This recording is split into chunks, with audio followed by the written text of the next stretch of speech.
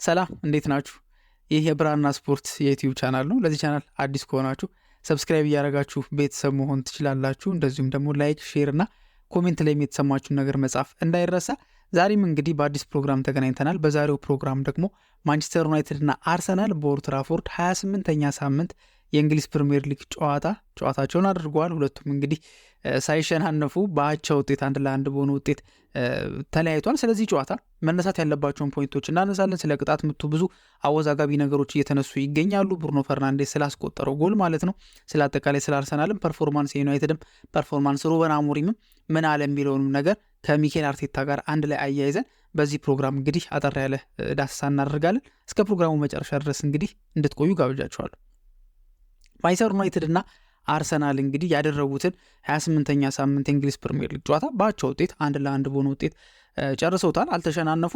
ከጨዋታው በፊት ወይም ደግሞ ከዚህ በፊት እንደነበረው የማንቸስተር ዩናይትድ እና አርሰናል ጨዋታን አልነበረም የተመለከትነው ማለት ይቻላል። ኦልሞስት ኦል ሲቀጥል ደግሞ የፈርስት ሃፉን በተለይ ያን ያህል አዝናኝ ወይም ደግሞ ሳቢ አይደለም። ሰከንድ ሃፉን ቢሆን በተወሰኑ ሞመንቶች ነው ሳቢ ነው ምናምን የሚባለውን ነገር ሊያሟላ የሚችለው እንጂ አብዛኛውን የጨዋታ ክፍለ ጊዜ ከተመለከትን ብዙም አዝናኝ ወይም ደግሞ ማራኪ የሚባል ነገር አላየንም። በተለይ ደግሞ ከዚህ በፊት ማንቸስተር ዩናይትድ እና አርሰናል የነበራቸውን ትንቅንቅ ከተመለከትን እንደዚህ አይነት ጨዋታዎች ወይም ደግሞ እንደዚህ ለዘብ ያለ ጨዋታ መመልከት አልተጠበቀም ነበር። ግን ደግሞ ዘንድሮ ካላቸው የሁለቱም ፐርፎርማንስ ካለፈውም ዓመታት ላይ ካሳዩን ነገር አንጻር ይሄ ነገር የሚጠበቅ መሆኑ ግን መረሳት የለበትም። ዞሮ ግን ጨዋታቸውን አድርገው እንግዲህ ማንቸስተር ዩናይትድ ከመጀመሪያ ላይ በሜዳው ፈርስት ሃፍ ላይ መርቶ ወጥቶ በዛው አቻ ነበር የወጣው። በዚህም እንግዲህ አዲስ ሪከርድ ሳይሆን ሌላ ያስጠበቀው ሪከርድ ነበር። ያ ምንድን ነው? ከሜይ 1984 ጀምሮ ማንቸስተር ዩናይትድ በሊጉ በሜዳው 388 ጨዋታዎች ላይ ቀድሞ አስቆጥሯል። ማለት ፈርስት ሃፉ ላይ እየመራ ወጥቷል ማለት ነው። ፈርስት ሃፍ ላይ እየመራ ወጥቷል 388 ጨዋታዎች ላይ ማለት ነውና ከነዛ 388 ጨዋታዎቹ በአጠቃላይ በሙሉ 90 ደቂቃ 355ቱን ማሸነፍ ችሏል። 33ቱን ደግሞ በአቻነት ሲያጠናቅቅ ምንም አይነት ሽንፈት አልገጠመውም ነበር። በዚህኛውም ጨዋታ ላይ ምንም አይነት ሽንፈት ስላልገጠመው በዚሁ እንግዲህ 388ቱ ጨዋታ ይቀጥላል ማለት ነው። በአጠቃላይ ጨዋታውን ለመጠቅለል ያህል ማንቸስተር ዩናይትድ መጀመሪያ ፈርስት ሃፍ ላይ ጎል አስቆጥሮ መራ። ሰከንድ ሃፍ ላይ አርሰናል አቻ አደረገ። በሙሉ ጨዋታው ከተመለከትን ይዘውት የገቡት የጨዋታ አቀራረብ ማንቸስተር ዩናይትዶች ጥንቃቄን በተሞላ መልኩ በጣም አደገኛ በተባለ በሎ ብሎክ ነበረ ሲጫወቱ የነበሩት። ሩበን አሞሪምም ከጨዋታ በኋላ እንደተናገረው ማንቸስተር ዩናይትድ በሎ ብሎክ ነው የተጫወተው። ያ መጫወት ግን አንፈልገውም ነበረ። ግን ይህንን ለማድረግ የወሰን ነው ከዛ በፊት የነበረውን ጨዋታ ተመልክተን ነበረ። ማለት በቻምፒየንስ ሊግ አርሰናል ከፒኤስቪ አይንዶቨን ጋር ወደ ፒኤስቪ አይንዶቨን ሜዳ ሄዶ ወደ ኔዘርላንድስ እዛ ያደረገውን ጨዋታ ተመልክተን ነበርና በዛ ጨዋታ ላይ ፒኤስቪዎች የተከተሉት የጨዋታ አቀራረብ ማንቱማን ማርኪንግ ነበረ። አርሰናልን ፕረስ ያደርጓቸው ማንቱማን ነበር ፕረስ ያደርጉ የነበረውና በደንብ ከፍተው ነበረ ሲጫወቱ የነበረው ሰው። አርሰናል በቀላሉ ከነሱ ጀርባ ከፒኤስቪ ጀርባ የሚከፈተውን ቦታ በእርግጥ የተከላካይ የበረኛ ስተትም ተመልክተናል። ግን በደንብ ኤክስፕሎይት በማድረግ እንግዲህ 7 ጎል አስቆጥረውባቸው ተመልሰዋልና ሩበን አሞሪም ከዚህ ስህተቱ ወይም ደግሞ ከነሱ ስህተት ያው ብልጥ ከሌላ ስህተት ይማራል አይደል የሚባለውና ምናልባትም ሩበን አሞሪም ብልጥ ሆኖ እንግዲህ ከሌላ ስህተት ተምሮ እንግዲህ በሚገባ በሎ ብሎክ ተጫውቶ ነበረ ጨዋታውን የጨረሰው 1 ነጥብ ይዞ ሊወጣ የቻለው። ይህም እንግዲህ ፖዚሽኑን ካየን እንግዲህ በደንብ ይነግረናል ስለ ጨዋታው። እንግዲህ ባለሜዳው ቡድን ማንቸስተር ዩናይትድ 31.8% ፖዚሽን ይዞ ነው ጨዋታውን ያጠናቀቀው። በአንጻሩ ደግሞ አርሰናል 68.2% ይዞ ነበር የወጣው ማለት ነው።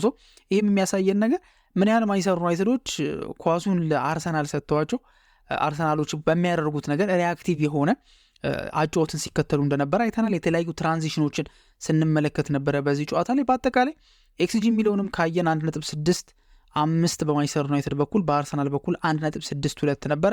ሹት ካየን ደግሞ ኦን ታርጌቶቹን ብንቆጥር 6-6 ነው። በአጠቃላይ ሹት የሚለውን ካየን ግን ማንቸስተር ዩናይትድ 10 ሹቶችን አድርጎ አርሰናል ደግሞ 16 ሹቶችን ነበር ማድረግ የቻለው ማለት ነውና እነዚህን ቁጥሮች ስንመለከት ምን ያህል ማንቸስተር ዩናይትድ በሎ ብሎክ ሲጫወት እንደነበረ ከዛ በኋላ ደግሞ በትራንዚሽንም ደግሞ ነበረ የተለያዩ ድሎችን ለመፍጠር ጥረት ሲያደርግ የነበረው ማለት ከመከላከል ወደ ማጥቃት በሚደረጉ ፈጣን ትራንዚሽኖች አደገኛ አጋጣሚዎችን ሲፈጥሩ ነበረ።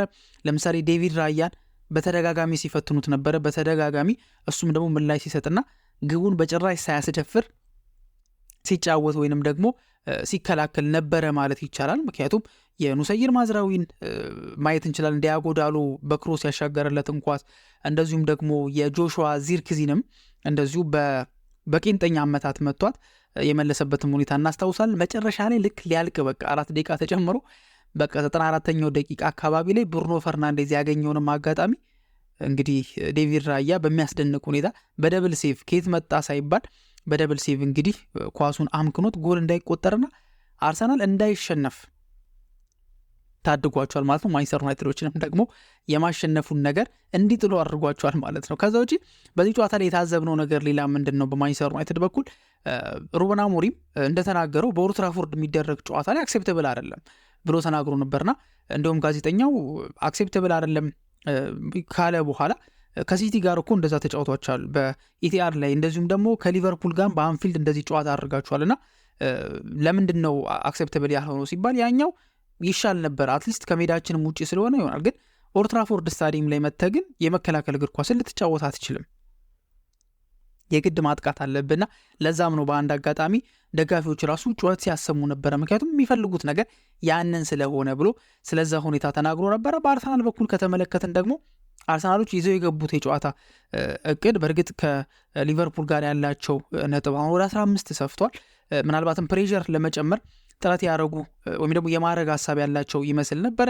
ኳሱ ሙሉ በሙሉ ተቆጣጥረውት ነበረ፣ ግን ደግሞ ኳስ መቆጣጠርና ጨዋታውን መቆጣጠር የተለያዩ ነገሮች ስለሆኑ የሚፈልጉትን ነገር አድርገዋል ማለት አይቻልም። በተለያዩ በአጥቂ ምክንያቶች በተለያዩ በጨዋታ አቀራረባቸው እንግዲህ ማንቸስተር ዩናይትድን የመከላከል ስትራክቸር በተደጋጋሚ እየጠረመሱ ገብተው የሚፈልጉትን ውጤት እንደዚሁም ደግሞ ኦናናን በተደጋጋሚ የመፈተን እድሉን አላገኙም ነበረ። ሶ ከጨዋታ አቀራረብ አንጻር ከተመለከትን ማንቸስተር ዩናይትዶች ያሰቡትን ነገር አሳክተዋል። በአንጻሩ አርሰናል ግን ያሰቡትን ነገር አላሳኩም ብለን መናገር እንችላለን። ከዛ ውጭ እንግዲህ የጨዋታውን ሁኔታ የቀየረች ትልቅ አጋጣሚ አለች። የጨዋታውን ሁኔታ የመወያዩንም ርዕስ የቀየረች አንድ አጋጣሚ አለች። ያቺም አጋጣሚ ምንድነች? ማንቸስተር ዩናይትድ ወደ ረፍት ሊያመራ ሲል 45 ደቂቃ ሲደመር 2 ላይ ብሩኖ ፈርናንዴዝ ከቆመ ኳስ ከቅጣት ምት ጎል አስቆጠረ። እንግዲህ ለማንቸስተር ዩናይትድ መድረስ ወይም ደግሞ ለማንቸስተር ዩናይትድ አለኝታ መሆን የማይሰለቸው ብሩኖ ፈርናንዴዝ ጎል አስቆጠረ፣ በቅጣት ምት ጎል አስቆጠረና የጨዋታው ቴምፖ ተቀየረ። ወላ ከረፍት በኋላ በነበረው ጨዋታ ላይ ማንቸስተር ዩናይትድ በእንደዚህ አይነት መልኩ እንዲያጠቃ ያስቻለው ይሄ እንደሆነ ራሱ ሩበን አሞሪምም ተናግሯል። እንዳለውም ከሆነ በቃ ያቺ የብሩኖ ፈርናንዴዝ ጎል እየመራ እንድንወጣ አደረገች። ከዛ በኋላ ከረፍት ስንመለስ የተጫዋቾቹ ማይንድ ሴት ፕሬዠርም ነፃ ናቸው እየመሩ ስለሆነ ደግመን ማስቆጠር እንችላለን የሚል ማይንድ ሴት ላይ ገብተዋል ብሎ ተናግሮ ነበርና ያንን ሞመንት የቀየረችዋ የብሩኖ ፈርናንዴዝ ቅጣት ምት እንግዲህ ብዙ ንግግር ወይም ደግሞ ብዙ አስተያየቶች እንዲሰጡባት ያደረገች ቅጣት ምት ነበረች። ያም ምንድን ነው? ጨዋታው በሚተላለፍበት ሰዓት ላይ በስካይ ስፖርት ጊዜ ጋሪ ኔቭል ልክ ቅጣት ምቶ ተሰጥቶ ብሩኖ ፈርናንዴዝ ሊመታው ሲቆም እና ደግሞ ፊት ለፊቱ የሚቆሙት አላል ተከላካዮችና የማንቸስተር ዩናይትድ የተወሰኑ ተጫዋቾች ከፊት ለፊት አጥር ይሰራሉ ጎሉን ለመከለል አይደል። ያንን በሚሰሩበት ሰዓት ላይ ጋሪ ኔቭል እንደ ይሄ ነገር አራቀም ወይ ብሎ ተናግሮ ነበር። እንዲሁ ከልኬትም ከምናምን አንጻር ሳይሆን እንደዚሁ አራቀም ወይ ይሄ ነገር ብሎ ጥያቄ እያነሳ ነበረ። እውነትም ጨዋታው ካለቀ በኋላ ስካይ ስፖርቶች እንግዲህ ለክተውት ቨርቹዋሊ ለክተውት ያለውን ርቀት በሚመለከቱበት ሰዓት ላይ ህጉ የሚለው ማለት አይኤፍኤቢ የሎቭስ ኦፍ ዘ ጌም ማለት ነው የሚለው ህጉ ላይ ከተቀመጠው ርቀት የበለጠ ነበረ። አጥሩን ሲሰሩት በጣም ርቀው ነበረ። ምንድን ነው የሚለው የአይኤፍኤቢ ሎቭስ ኦፍ ዘ ጌም 2024-25 ኤዲሽኑ ሎ 13 ላይ ስለ ፍሪኪክ ያወራል፣ ስለ ቅጣት ምቶች ማለት ነው። ፍሪኪክ በሚያወራበት ደግሞ 13 እንግዲህ ሎ 13 ላይ ከዛ ንዑስ አንቀጽ 2 ላይ ከተመለከትን ምንድን ነው የሚለው ተጫዋቾች አጥር በሚሰሩበት ሰዓት ላይ የሚከላከሉት ማለት ነው አጥር በሚሰሩበት ሰዓት ላይ አትሊስት ነው የሚለው። በእርግጥ ኤግዛክት እንደዚህ አላለም፣ ግን አትሊስት ግን 9.15 ሜትር ከኳሱ መራቅ አለባቸው ነው የሚለው። ሶ የብሩኖ ፈርናንዴዝ ቅጣት ምት ደግሞ ምን ያህል ነበር የሚርቀው የሚለውን ነገር ከተመለከትን የሚፈቀደው 9.15 ነው። የብሩኖ ፈርናንዴዝ ከኳሷ እስከ ተከላካይ አጥሩ ድረስ ያለው ርቀት ደግሞ 10.2 ሜትር ነው በሰዓቱ የነበረው ማለት ነው። ያ ማለት እነሱ በያርድ ነው የተቀመጠው፣ 10 ያርድ ነው መሆን አለበት አትሊስት የተባለው፣ የሆነው ግን 11.2 ያርድ ነው። ሰው ይህን በምንመለከትበት ሰዓት ላይ ለብሩኖ ፈርናንዴዝ ይሄን ነገር ርቀቱን ሰጥቶታል። ምንድነው ልዩነቱ ከተባለ አንደኛ የዘለሉበትን ሁኔታ ስንመለከት እነ ሚኬል ሜሪኖ ከፊት ለፊት የቆሙት ረጃጅሞቹ ተጫዋቾች የዘለሉበትን ሁኔታ በምንመለከትበት ሰዓት ላይ ኳሷ ያለፈቻቸው በጥቂት ኢንች ነው ከነሱ በላይ ከዝላያቸው በላይ የሆነው ማለት ነው። ይሄ የሚያደርገው ምንድነው? ተጫዋቹ ይኸውላችሁ ልክ ወደ ኳሱ በሚቀርብበት ሰዓት ላይ ጎሉን የማጥበብ ወይም ደግሞ ወደ ላይ የመነሳት እድሉን ይቀንሷል። ለምሳሌ ፔናልቲ በሚመታበት ሰዓት ላይ በፊት በረኞች ምን ያደርጉ ነበር? ልክ ፔናልቲው ሊመታ ሲል ከጎላቸው ትንሽ ወጣ ነገር ይላሉ። ለምን ወጣ ነገር የሚሉት? ቅርብ ነው እዛ ጋር፣ ግን አንደኛ ተጫዋቹ ላይ ኢሉዥን ይፈጥራል።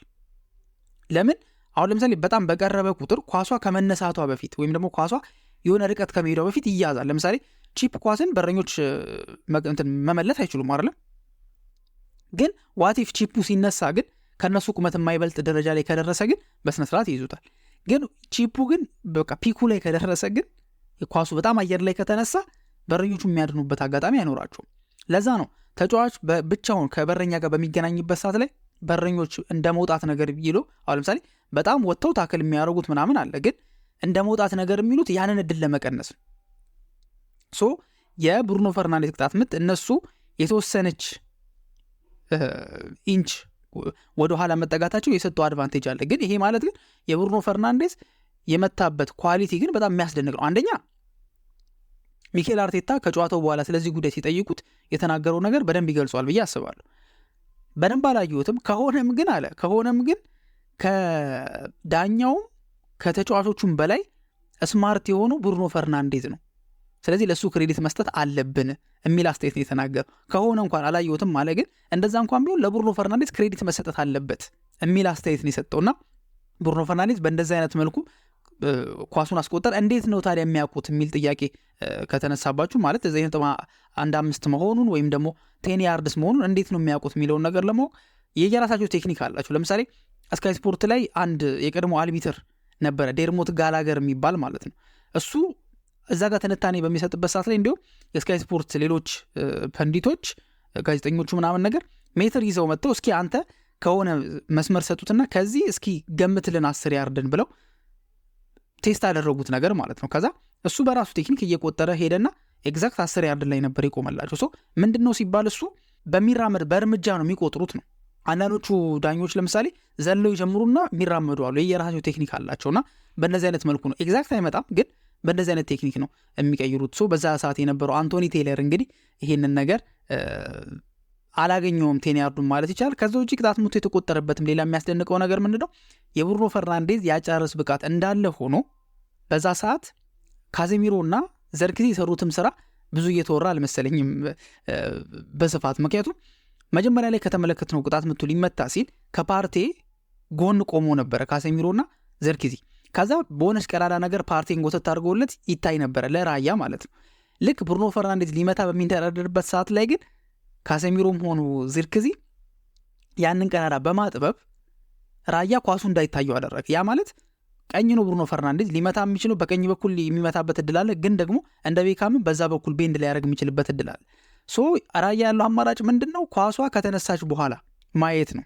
እንደዛ ደግሞ ከሆነ ለፍጥነትም አይመችም፣ ቶሎ ብሎ ሪያክት ለማድረግ አይመችምና በእንደዚህ አይነት መልኩ ቅጣት ምቱ የገባበት ሁኔታ ተመልክተናል። ከዛ ውጪ በአርሰናል በኩል የታየ ግልጽ የአጥቂ ችግርም የተመለከትንበት ጨዋታ ይመስለኛል። ሜሪኖ ነበረ በዛ ቦታ ላይ የተጫወተው። ይሄ ነው የሚባል ስራም ሲሰራ አልተመለከትነውም ነበረ።